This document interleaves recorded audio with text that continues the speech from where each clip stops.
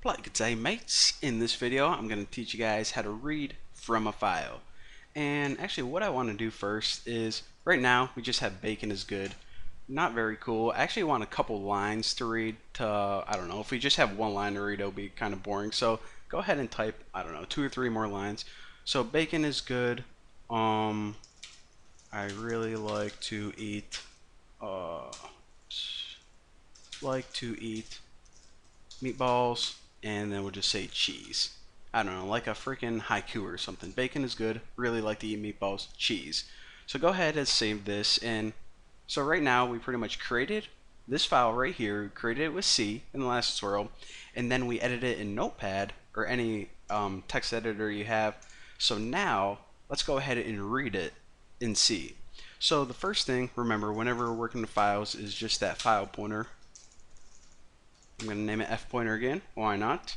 So what we need to do is read this. First thing, F open.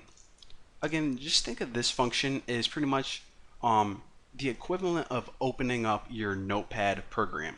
So F open pretty much opens up its own version of Notepad, even though that's not what it does. But if you think about it that way, it's going to be really easy to understand this function. And of course, whenever you have Notepad open, you need to select what file you want to work with, and we're just working with this bacon text file, so that's the equivalent of doing file open, that first parameter.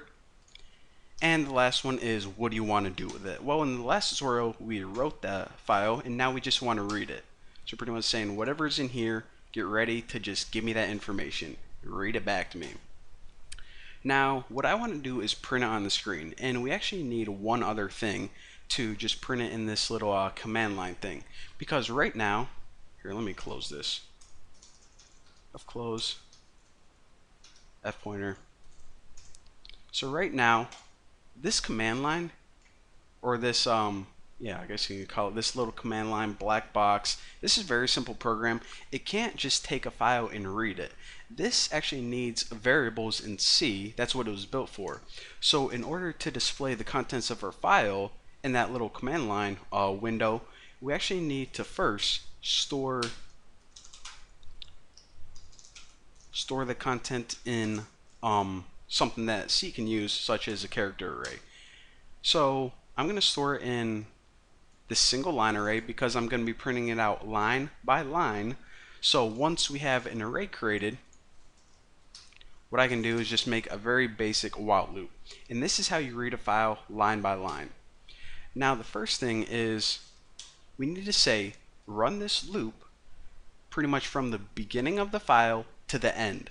So by default, remember, our file pointer is going to start at the beginning.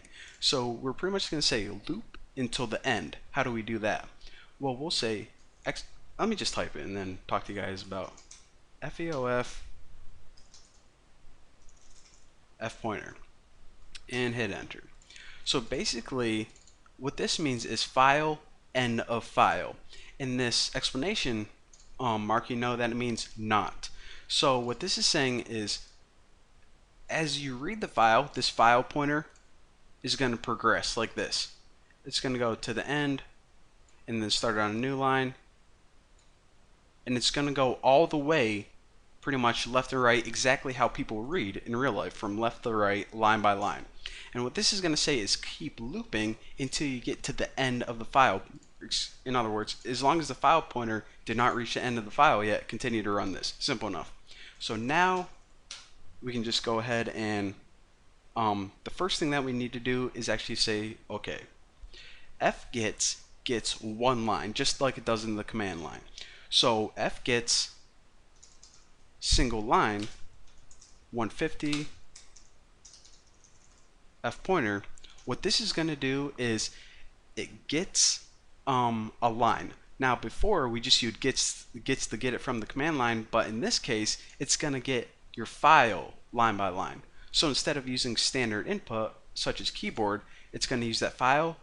So the first time it's going to be equal to this, the second time it's going to be equal to this, and the last time it's going to be equal to this, which is cheese. So that's what F gets does. And now we can just use regular puts because we're not putting it to a file, we're just putting it to the command line for the user to see. And of course, the information was stored in single line. So just print out whatever it is on a single line. And that's it. So let's run this and check it out. So what it's going to do is it's going to go through and get all of that crap line by line and then print it out on the screen. So bacon is good. I really like to eat meatballs and cheese. Now the only other thing I want to point out is this. You see how there is a space between every line? Well, the reason for that is because this. Remember, puts automatically adds content to a new line every time. So we understand why this stuff is on a new line, but why the space in between? Where is that extra new line coming from? Well, it's coming from here. In your text file, even though you can't see it, your computer programs see this at the end of every line, a new line character. And this is how your text editor knows to put each of this crap on a new line. However, let me redo that actually. Redo. However, what's happening in this program right here is it's copying all of this with fgets and then it's putting it to a new line. So whenever it puts that to the new line, it adds the other new line from puts plus the new line that was already in this text file right here. So that's why you have a space between every line even though your text file appears not to. So again, one last time, if you got this down, move on to the next tutorial. Basically, we opened a file, we said, okay, we want to read from it using this R character, and then we said, okay, we pretty much need a character array to store all the crap that you're going to read it line by line, print it out on the screen, and then when we're done with everything, close it out. Very simple stuff. Now we know how to write files and read files. The only other thing that I want to talk to you guys about is how to append files, how to add on to the end of this. And once we're done with that, it's actually going to be like 2 seconds. We can learn about random access files and a whole bunch of other cool stuff. But for now, thank you guys for watching. Don't forget to subscribe and, well, see you next time.